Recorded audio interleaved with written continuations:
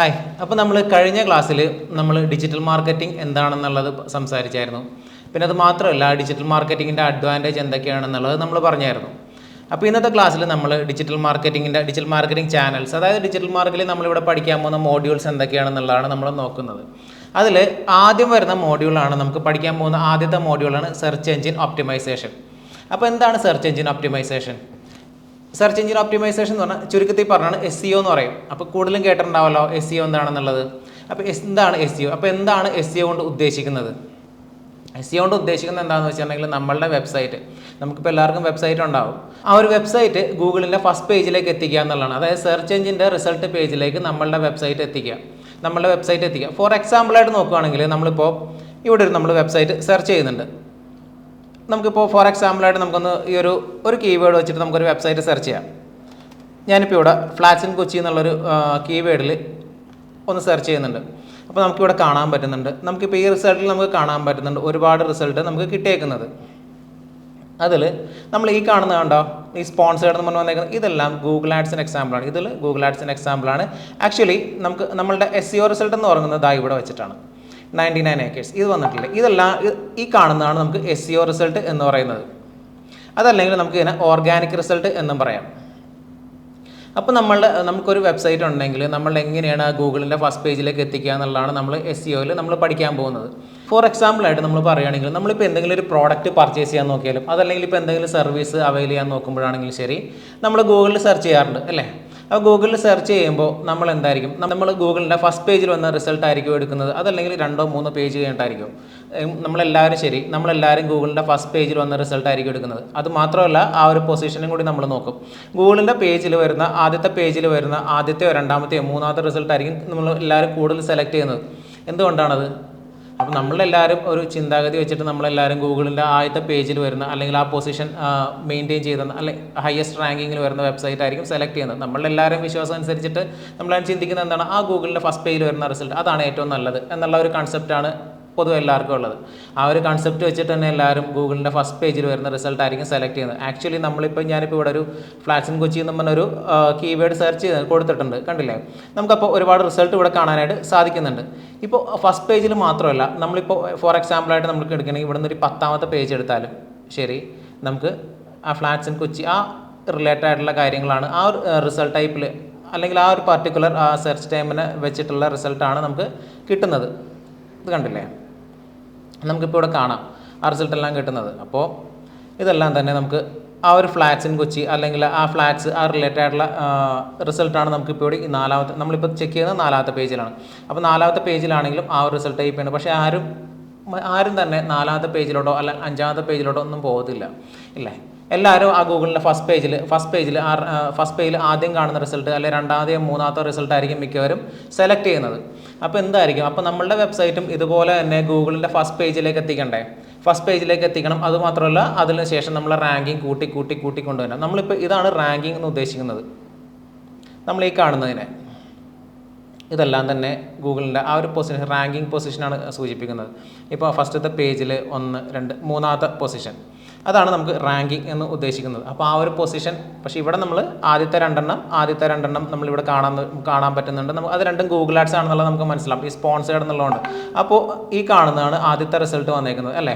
SEO റിസൾട്ടായി കാണുന്നത് ഇതാണ്. ഈ 99 acresൻ്റെ വെബ്സൈറ്റാണ് ഇപ്പോൾ റിസൾട്ടായി കാണുന്നത്. അപ്പോൾ ഇതാണ് ആദ്യത്തെ SEO റിസൾട്ട്. ഈ പേജിലുള്ള ആദ്യത്തെ SEO റിസൾട്ട് എന്ന് പറയുന്നത് 99 acres ആണ്. അപ്പോൾ നമുക്ക് നമ്മളുടെ വെബ്സൈറ്റും നമ്മൾ ക്രിയേറ്റ് ചെയ്യുന്ന വെബ്സൈറ്റ് അല്ലെങ്കിൽ നമ്മൾ വർക്ക് ചെയ്യുന്ന വെബ്സൈറ്റും നമ്മൾ ഇതുപോലെ ഗൂഗിളിൻ്റെ ഫസ്റ്റ് പേജിലേക്ക് കൊണ്ടുവരണം.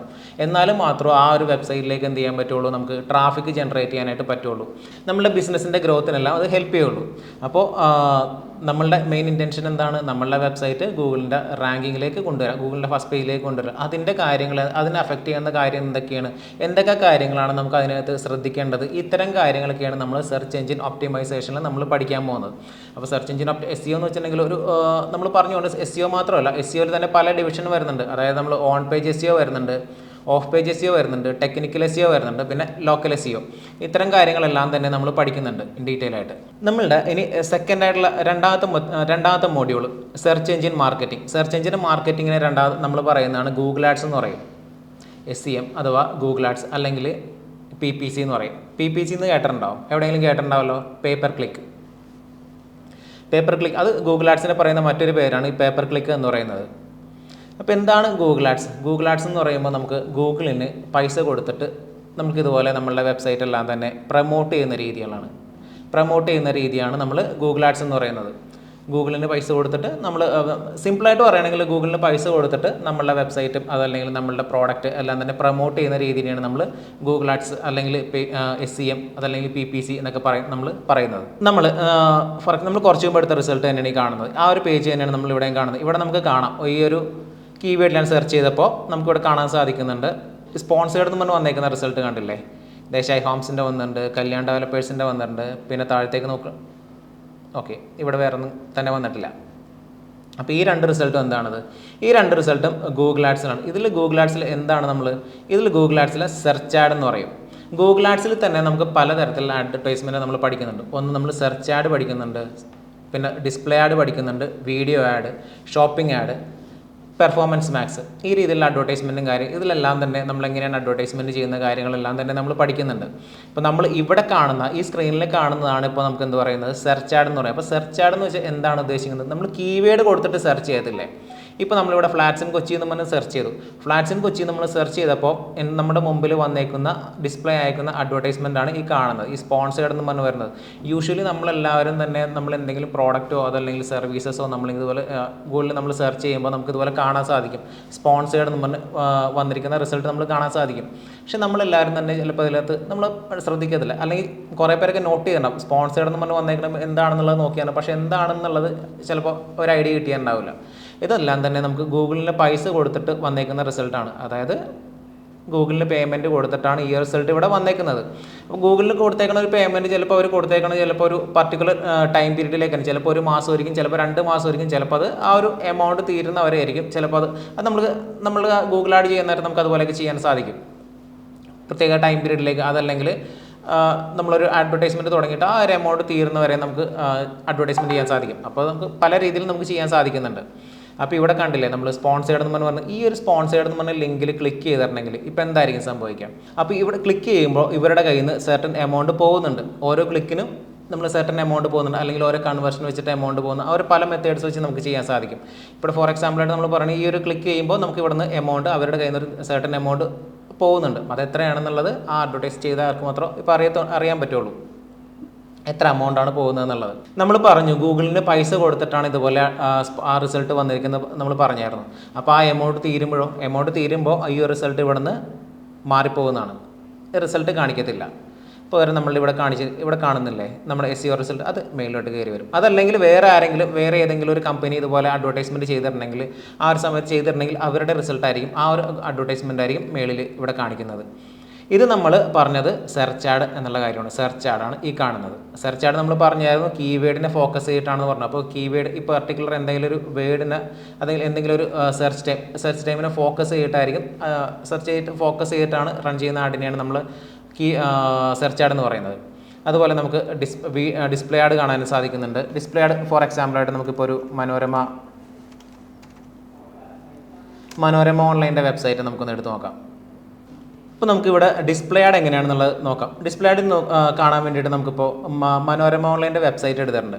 അതിൽ നമുക്കിപ്പോൾ ഇവിടെ കാണാൻ സാധിക്കുന്നുണ്ട്. ഇവിടെ കണ്ടോ അഡ്വർടൈസ്മെൻറ്റ് എന്ന് കാണിക്കുന്നുണ്ട്. അഡ്വർടൈസ്മെൻറ്റ് ഇപ്പോൾ ഇവിടെ കാണാൻ നമുക്കൊരു ഹലോ അഡ്രസ്സിൻ്റെ ഒരു അഡ്വർടൈസ്മെൻറ്റ് നമുക്കിവിടെ നമ്മൾക്കിവിടെ കാണാൻ സാധിക്കുന്നുണ്ട്.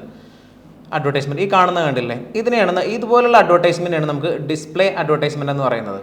നമുക്ക് ഈ വെബ്സൈറ്റ് ഒന്നുകൂടി സ്ക്രോൾ ചെയ്ത് നോക്കാം. ഇപ്പോൾ ഇവിടെ കണ്ടോ വീണ്ടും ബ്രേക്കിംഗ് ന്യൂസ്, വാർത്തകൾ വാട്സാപ്പിൽ നിന്ന് കാണുന്നതുണ്ടോ? അപ്പോൾ ഇവിടെ സ്കിപ്പ് ആഡ്സ് എന്നൊക്കെ പറഞ്ഞ് വന്നിട്ടുണ്ട്. കാരണം ഇതെല്ലാം തന്നെ നമുക്ക് ഡിസ്പ്ലേ ആഡിന് എക്സാമ്പിളായിട്ട് നമുക്ക് കാണിക്കാൻ പറ്റും. അപ്പോൾ വെബ്സൈറ്റിലേക്ക് വരുന്ന അഡ്വർടൈസ്മെൻറ്റിന് നമ്മൾ എന്ത് പറയുന്നത് ഡിസ്പ്ലേ അഡ്വർടൈസ്മെൻറ്റ് എന്ന് പറയുന്നത്. ഇനി നമ്മൾ അടുത്ത് ചെക്ക് ചെയ്യാൻ പോകുന്നതാണ് ഷോപ്പിംഗ് ആഡ്. ഷോപ്പിംഗ് ആഡ് എന്താണെന്നുള്ളത് നോക്കാം നമുക്ക്. ഫോർ എക്സാമ്പിൾ ഞാനിപ്പോൾ ഇവിടെ ലാപ്ടോപ്പ് എന്നുള്ള ജസ്റ്റ് ഒന്ന് സെർച്ച് ചെയ്യണം. ലാപ്ടോപ്പ് എന്ന് സെർച്ച് ചെയ്തപ്പോൾ ഇവിടെ നമുക്ക് കാണുന്നുണ്ട് സ്പോൺസേർഡ് എന്നുള്ള ഒരു ഓപ്ഷൻ. സ്പോൺസേർഡ് എന്ന് പറഞ്ഞ് വന്നിട്ട് ഒരുപാട് ലാപ്ടോപ്പിൻ്റെ പിക്ചേഴ്സും കാര്യങ്ങളെല്ലാം വരുന്നുണ്ട്. ഇതെല്ലാം തന്നെ നമുക്ക് ഷോപ്പിംഗ് ആഡിന് എക്സാമ്പിളായിട്ട് നമുക്ക് പറയാം. അപ്പോൾ ഷോപ്പിംഗ് ആഡ് എന്ന് പറയുമ്പോൾ എന്താണ്, ഗൂഗിളിൻ്റെ മെർച്ചൻറ്റ് സെൻറ്ററിൽ നമ്മൾ പ്രോഡക്റ്റ് എല്ലാം ആഡ് ചെയ്തിട്ട് അതുവഴി നമ്മൾ അഡ്വർടൈസ്മെൻറ്റ് ചെയ്യുക. അപ്പോൾ അങ്ങനെയുള്ള അഡ്വർടൈസ്മെൻറ്റാണ് നമ്മൾ ഷോപ്പിംഗ് ആഡ് എന്ന് പറയുന്നത്. ഇപ്പോൾ ഇവിടെ ലാപ്ടോപ്പെന്നോ അതല്ലെങ്കിൽ നമുക്കിപ്പോൾ ഇവിടെ ജസ്റ്റ് ഫോർ എക്സാമ്പിളായിട്ട് നമുക്കിപ്പോൾ വാക്യൂം ക്ലീനർ ജസ്റ്റ് നമ്മളിവിടെ വാക്യൂം ക്ലീനർ എന്ന് പറഞ്ഞ് കൊടുത്തിട്ടുണ്ട്. ഇപ്പോൾ ഇവിടെ നമുക്ക് കാണാം സ്പോൺസേഡ് കണ്ടില്ലേ, ഓരോ കമ്പനികളും Philips, Eureka Forbes, Amazon, Eureka Forbes, അപ്പോൾ ഫിലിപ്സ്, അപ്പോൾ ഇതുപോലുള്ള കമ്പനികൾ ഇതെല്ലാം തന്നെ നമുക്ക് ഷോപ്പിംഗ് ആഡിന് എക്സാമ്പിളായിട്ട് നമുക്ക് പറയാവുന്നതാണ്. നമുക്ക് അടുത്ത ഗൂഗിൾ ആഡാണ് വീഡിയോ ആഡ് എന്ന് പറയുന്നത്. അതായത് നമുക്ക് യൂട്യൂബിലൊക്കെ വരുന്ന ആഡ് നമ്മൾ കണ്ടിട്ടുണ്ടാവുമല്ലോ, സ്കിപ്പ് ചെയ്യാൻ പറ്റുന്നുണ്ട്, നോൺ സ്കിപ്പബിൾ ഉണ്ട്, ചിലതെല്ലാം തന്നെ ബമ്പർ ആഡ്സ് എന്ന് പറയും. ഒരു 6-7 സെക്കൻഡ് കൊണ്ട് അവരുടെ മെസ്സേജ് കൺവേ ചെയ്ത് പോകുന്ന ആഡ് നമ്മൾ കണ്ടിട്ടുണ്ടാവും. ആഡ് നമുക്ക് സ്കിപ്പ് ചെയ്യാൻ പറ്റത്തില്ല. അപ്പോൾ ഇത്തരത്തിലുള്ള അഡ്വർടൈസ്മെൻറ്റ് എല്ലാത്തിനെയും നമ്മൾ ഇതെല്ലാം തന്നെ വീഡിയോ ആഡ്സിന് എക്സാമ്പിളായിട്ട് നമുക്ക് പറയാവുന്നതാണ്. ഇതിൽ നമ്മൾ ഏറ്റവും കൂടുതൽ കാണുന്നതാണ് സ്കിപ്പബിളും നോൺ സ്കിപ്പബിൾ ആയിട്ടുള്ള അഡ്വർടൈസ്മെൻ്റ് ആണ് നമ്മൾ യൂട്യൂബിൽ ഏറ്റവും കൂടുതൽ കാണുന്നത്. അപ്പോൾ ഇത്തരത്തിലുള്ള അഡ്വർടൈസ്മെൻറ്റും ഗൂഗിൾ ആഡിന് എക്സാമ്പിൾസ് ആണ്. പിന്നെ അത് മാത്രമല്ല, പിന്നെ നമുക്ക് പറയുന്നത് ലോക്കൽ ആഡ്, അതല്ലെങ്കിൽ പെർഫോമൻസ് മാക്സ്. പെർഫോമൻസ് മാക്സ് എന്ന് പറയുമ്പോൾ ഈ അഡ്വർടൈസ്മെൻറ്റ് എല്ലാത്തിനും ഒരു കോമ്പിനേഷൻ പോലെ, അതായത് നമുക്ക് സെർച്ച് ആഡ് നമ്മൾ പറഞ്ഞു കീവേഡ് കോൺസെൻട്രേറ്റ് ആയിട്ടുള്ള അഡ്വർടൈസ്മെൻ്റ് ആണെന്ന് പറഞ്ഞായിരുന്നു. അതുപോലെ തന്നെ ഡിസ്പ്ലേ ആഡ്, പിന്നെ വീഡിയോ ആഡ്, ഇതിൻ്റെ എല്ലാത്തിൻ്റെ ഒരു കോമ്പിനേഷൻ എന്നുള്ള രീതിയിൽ വരുന്ന അഡ്വർടൈസ്മെൻറ്റാണ് നമ്മൾ പെർഫോമൻസ് മാക്സ്, അതല്ലെങ്കിൽ ലോക്കൽ ആഡ് എന്ന് പറയുന്നത്. അപ്പോൾ ഇത്തരത്തിലുള്ള അഡ്വർടൈസ്മെൻറ്റ് ചെയ്യുന്നത് എങ്ങനെയാണെന്നുള്ളത് എല്ലാമാണ് നമ്മൾ ഈ SEM അതല്ലെങ്കിൽ സെർച്ച് എഞ്ചിൻ മാർക്കറ്റിങ്ങിലൂടെ നമ്മൾ പഠിക്കാൻ പോകുന്നത്. നമ്മളിപ്പോൾ ഇന്ന് പറഞ്ഞതെന്ന് വെച്ചിട്ടുണ്ടെങ്കിൽ സെർച്ച് എഞ്ചിൻ ഒപ്റ്റിമൈസേഷനെ പറ്റിയും അതല്ലെങ്കിൽ സെർച്ച് എഞ്ചിൻ മാർക്കറ്റിങ്ങിനെ പറ്റിയാണ് നമ്മൾ പറഞ്ഞത്. ആ 2 മോഡ്യൂൾസിനെ പറ്റിയാണ് നമ്മൾ പറഞ്ഞത്. നമുക്കിനി പറയാനുള്ള മോഡ്യൂൾസൊക്കെയാണ് search engine, social media optimisation, പിന്നെ സോഷ്യൽ മീഡിയ മാർക്കറ്റിംഗ്, പിന്നെ affiliate marketing and email marketing. ഈ ടോപ്പിക്സ് നമുക്ക് അടുത്ത സെഷനിൽ നമുക്ക് എക്സ്പ്ലെയിൻ ചെയ്യാം.